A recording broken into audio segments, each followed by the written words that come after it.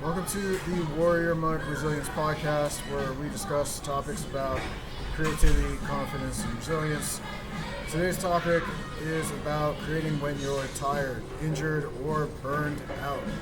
And honestly, that is exactly where I'm at right at this point, is after doing about 13 hours of work yesterday, not getting much sleep, and then waking up again to do another about 7 hours, I think, 9 to 5.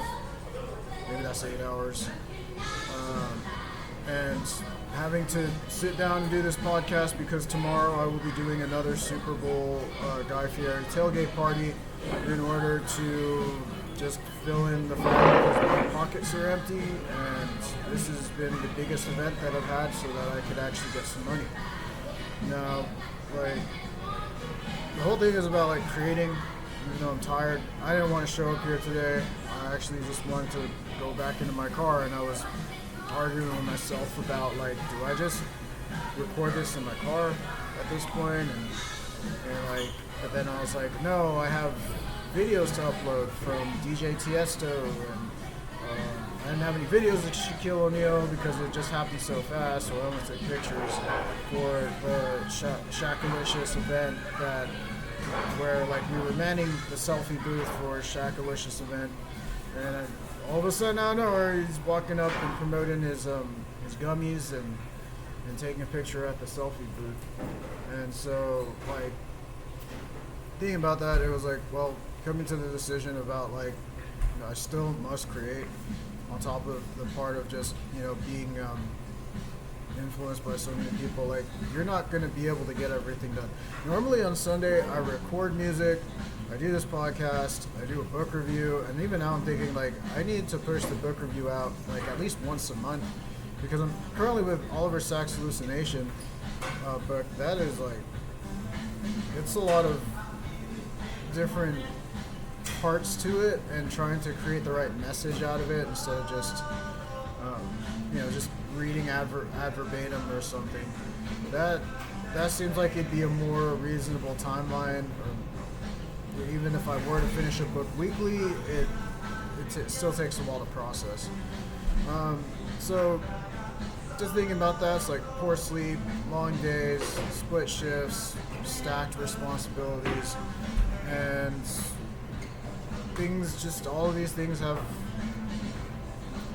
consequences to them. Thinking about all these things at once leads to decision fatigue, or I think of it like a stress wall, a decision for stress wall. At some point, I run out of whatever I need to make that decision, and having too many tabs open mentally, having to switch between all of those things, and with them the amount of stress of each decision that I'm thinking about. Some of these things I thought about I could process, where I'm okay, I'm processing it, I'm giving some time for it, waiting for my nervous system to settle down. But the pressure is to still be productive, knowing that I'm going to miss timelines on releasing content weekly, as I have been also missing periods where I just I'll forget because I'm working so much that I was supposed to record yesterday my reel, and then I have to do a double reel, and that's usually how it's been when it first starts for me. The same thing, if I were on a diet, I might be on it for a while and then I'll be off it, but as the time goes by I get more consistent. So in thinking about that, it's this is where I need to slow my pace, because it was here, make 10 decisions right now. I made the thought to slow my pace down. The issue too is that this is a big event. It's Super Bowl Sunday, Super Bowl 26. All of these people are doing really big events with a lot of employees. This whole event was crazy in the beginning. Just the amount of things that happened, incidents, and even Thursday, me being left alone to be the only employee left in one area because everybody else pretty much got knocked out by whatever sort of thing. To have the next day be with some of the best coworkers I've ever worked with, honestly, I was oh, this is crazy. feeling grateful that I stayed that long and I held out, um, and that it went so much better. But even as it went so much better, that there were just shifts and changes and things, and that's just expected from an event. You know, even as like audibles have to be called, the landscape's constantly changing. Um, but yeah, like it's thinking that it's like, okay, well, I'm naming this in. I'm overwhelmed. There are certain things that like I want outcomes out of that I'm not going to get at the moment. And just having to sift through, well, where in my brain can I find peace from this, or calm, or processing, because it's like also over processing. It's like, whoa, it's like a, you know, like just filling up the cup and having a tiny pipe. Pipe could get bigger, but it still takes time to figure out what exactly goes through the pipeline. So, and even that, my body is tired as well. I mean, I'm just still coming through injuries, and my knees, and the concern of my knees, or any of the parts of my body that ache right now, aside from like the lack of sleep and nutrition things as well. Yeah. All in all, it's like still also doing a check-in as well to myself. It's like, okay, well, this is where I'm at. Now, what can I pull apart so that I'm making sure that I'm getting what I need out of the thoughts that I'm having, rather than the thoughts moving me around and keeping me stuck in freeze or flight or overaction. Yeah. So the other part of that is the lie about creative output. I mean, there's a myth that creation requires peak energy, or like a peak sort of like motivation. I mean, like, you know, as at least as a musician, it's like I gotta feel a certain way in order to make my music actually meaningful. Instead of trying to get towards the emotion that I'm trying to make out of it, and even then, it's like, well, now with music, it's like, you know, whatever emotion that I could be feeling is where I try to, like, okay, well, can I make a song out of this? What can I do? Matthew McConaughey talked about, like, in an interview that I was watching, that like when you read scripts, that you can read it any sort of way. The script's supposed to be read happy, but you can read the script happy, sad, angry, excited, you know, all sorts of different emotions, and see what you get out of the script, rather than just thinking, well, I just have to have this emotion, this feeling, and look exactly like this, and with that, it's like, oh, well, that gives a lot more creative freedom as well. You don't have to feel a specific way, and even that is staying consistent on, like, well, what can I tweak right now, and maybe leaving notes to it. I mean, you know, overchanging things is also like pretty bad, where it's like you can't be happy with the core song that you created versus, like, because even right now, I'm rewriting lyrics, and I'm like, oh, I never thought about it that way. Does this sound better? What kind of message am I trying to convey while I'm creating these things? And it's not always caused by work. I mean, work is probably a byproduct in the sense of like physical, like, tiredness. But when you're doing a lot of projects, that's a lot of decision overload. And in some ways, it takes away from your feeling of just creating rather than performing. And in the sense of creating, it's like, well, I made this for me, I'm making this, and it's supposed to, and it makes me feel good. And it makes me feel good. Rather than questioning, well, this is supposed to make me feel good, and even that, I mean, feel good, expressing. I think that's the biggest thing, is expressing, rather than like, I need this to sound a specific way so this person feels this sort of way, and that these people can feel this and have this and like, you know, get this, like, whatever way, which I think can come afterwards too, to some extent. But in the beginning, it's not really like that. And I think, like, some of the acting coach stuff have helped with that, and actually realize, well, I never thought about that either because I think we get stuck a lot more in performing rather than creating because creating is easy. You don't have anybody judge you. Performing is requiring the audience to react a specific way and be led by the performance that you're creating in order to have an experience. So, but most burnout isn't from doing too much. I think it's from deciding too much as well. I mean, when you decide something and now you're questioning yourself, like, is this right? Is it for me? No, maybe not, whatever, and those sorts of things, or I'll get around. Like, those things can lead to a lot of burnout because one day you're like, I'm on the bandwagon, the next day you're not, and the next day you're on, and the next day you're not. That can be very polarizing and cause issues.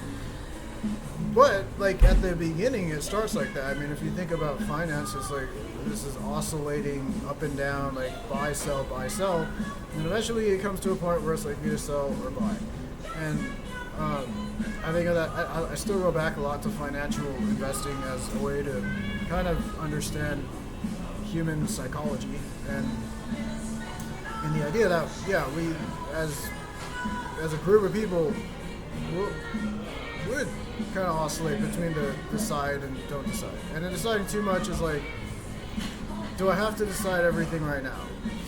No, I don't have to decide everything now. And that's going into like prioritizing and those things of like where I'm choosing the things that seem most important at the moment. And then because I'm not as overwhelmed and I can take more action under more pressure, that it allows me to at least come up with something to move the ball forward. It doesn't have to always be like exactly meaningful.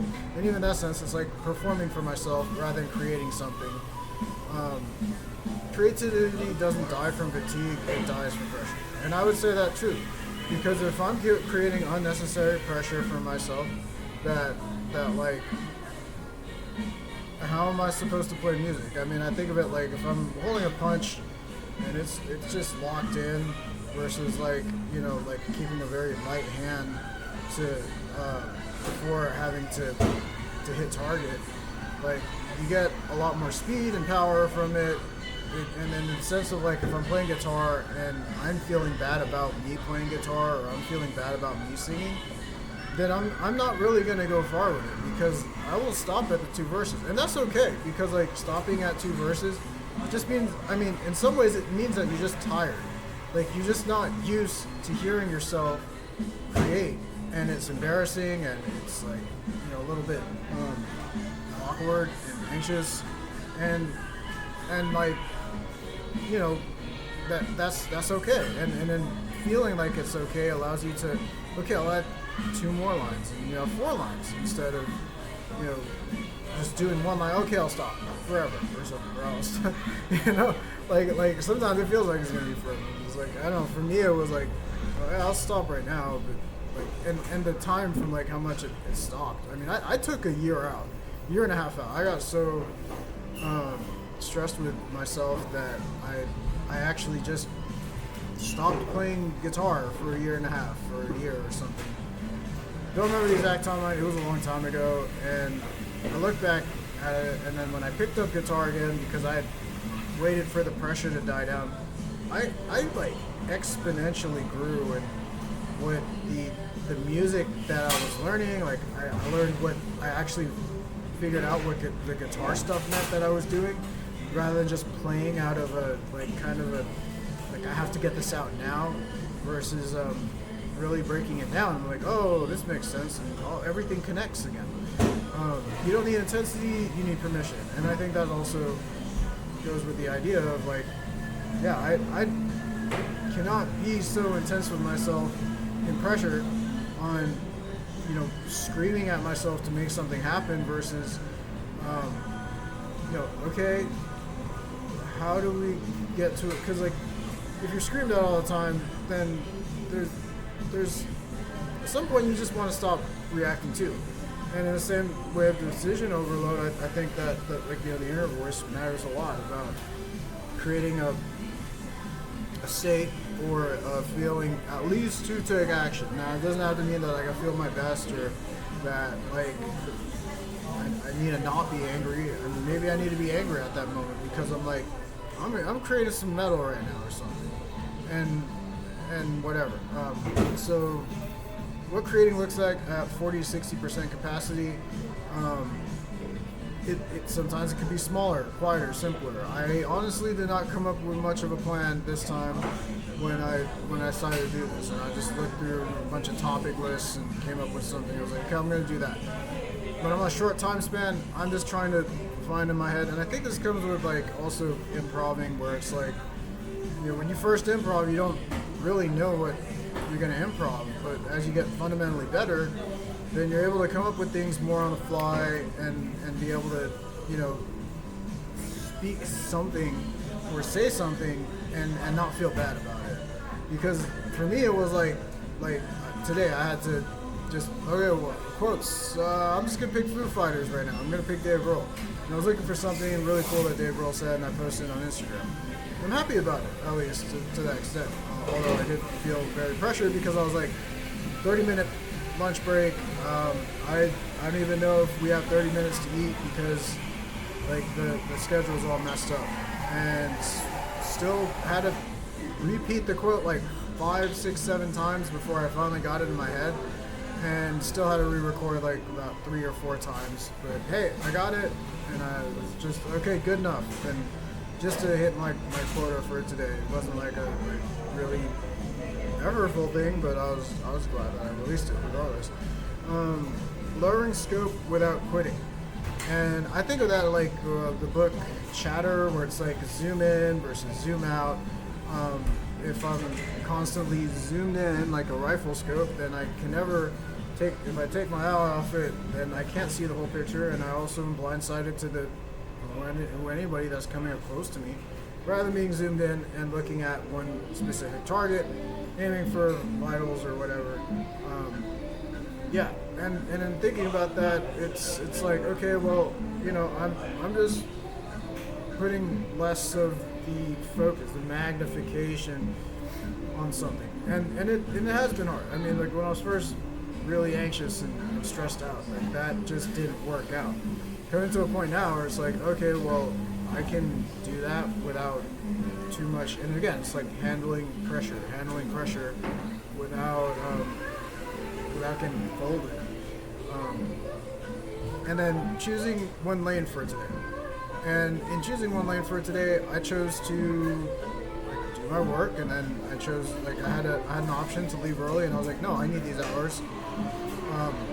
And then figuring out afterwards, like, okay, well, like, and this isn't creativity in the sense of like, oh, making art, but it's creativity in the sense of decision making. Like, how can I make a decision fast without having to, like, you know, okay, I'm doing this. I had a plan.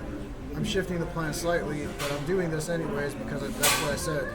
And that one was a bit more angry in my head because I was like, you know, in the Philippines, kids would wash themselves naked out on the street with a hose that didn't, you know, because they're poor. They're poor. And it's like, yeah, you better do that, because I was thinking of like some sort of escape route of like, no, let me go get a hose. What the fuck are you doing? Like, you know, like don't fucking buy this fucking hotel. You said, you know, like keeping with the budget in that sort of sense, and just driving and just, you know, taking a shower.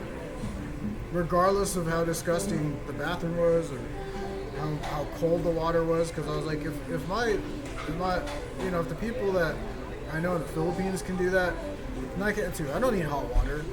I don't even need it to be sunny outside. I was scared about the idea that I was like, man, I don't want to do this if the sun goes down. And it felt like I was getting stalled for when the sun went down. So either way, like right when the sun went down, and still having to do that. And not streaming at the cold water or nothing, because I've done some cold ice baths and things, and it's okay. I mean, it's good to have that at times, I think, as well, even if it is at night. And creating containers instead of masterpieces.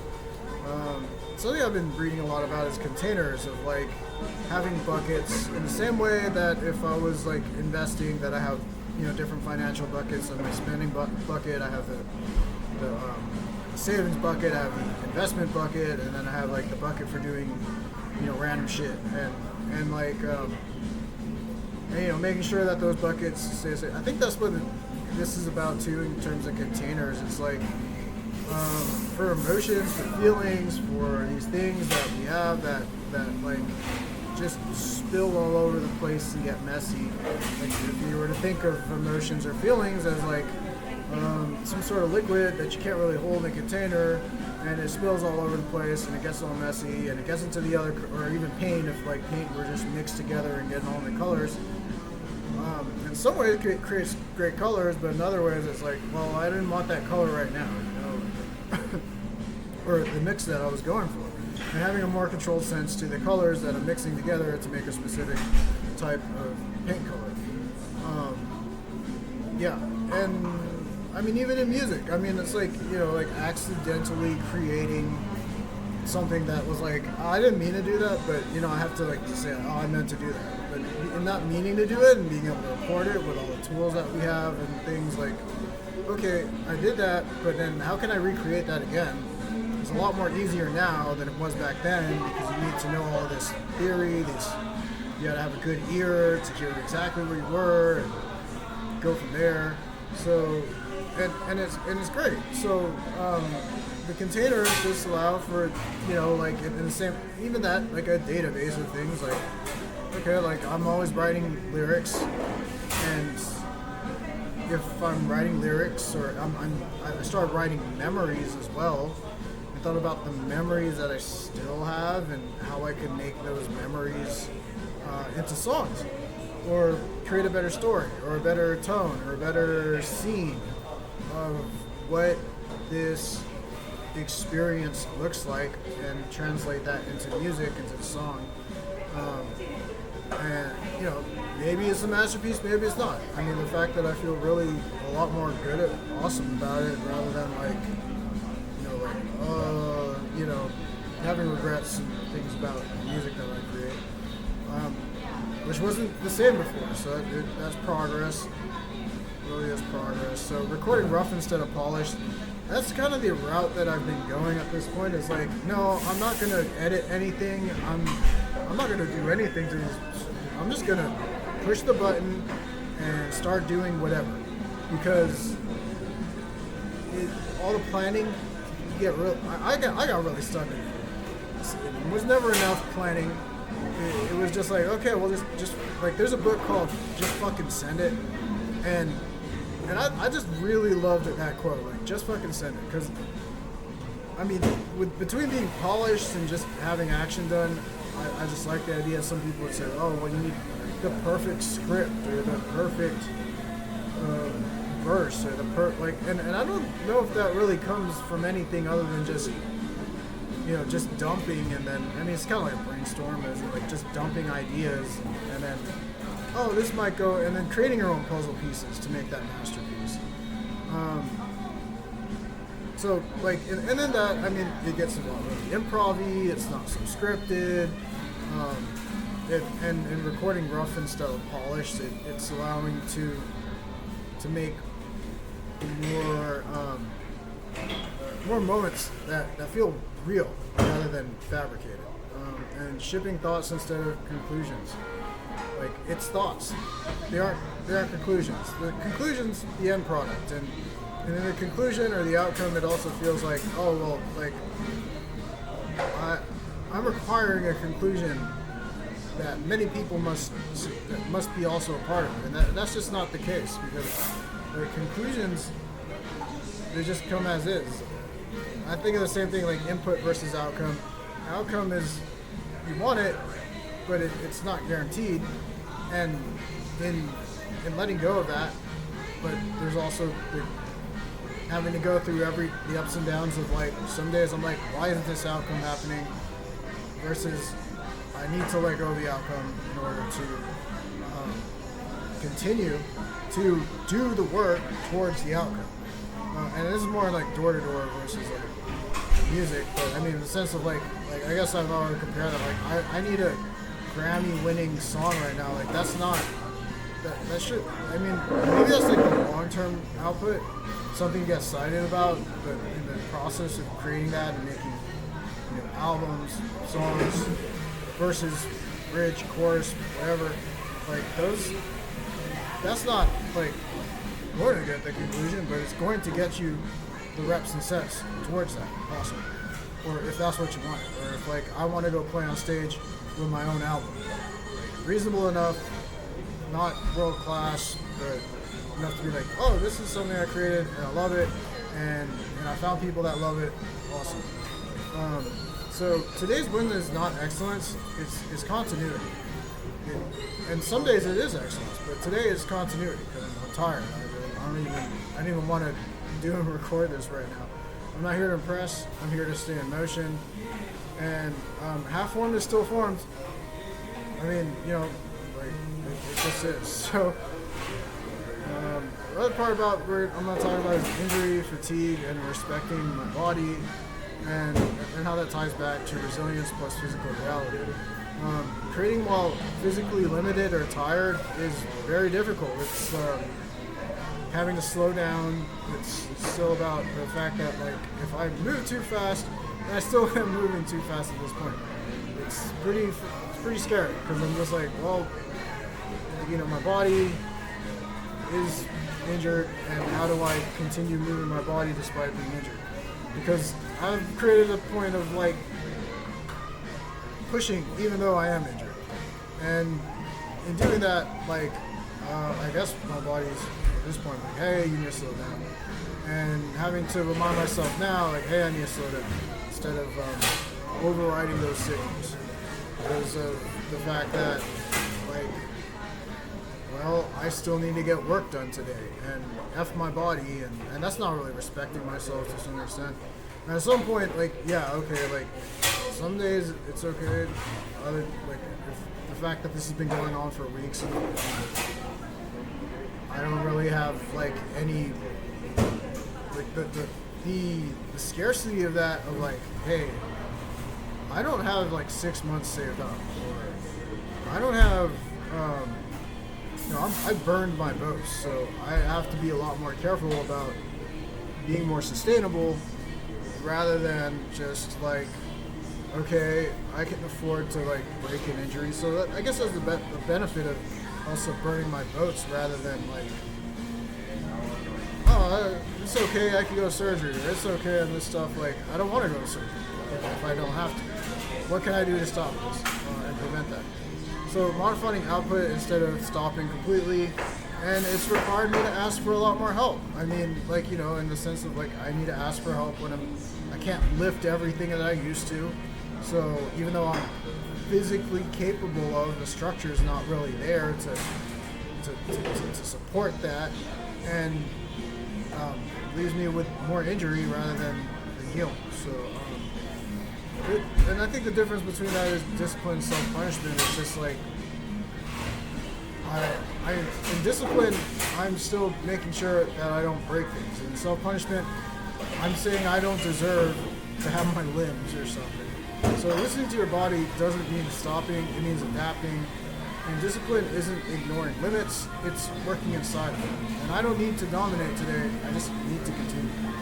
And then, the last part I'm going to go with is decision fatigue and narrowing the field and reducing overwhelm in real time.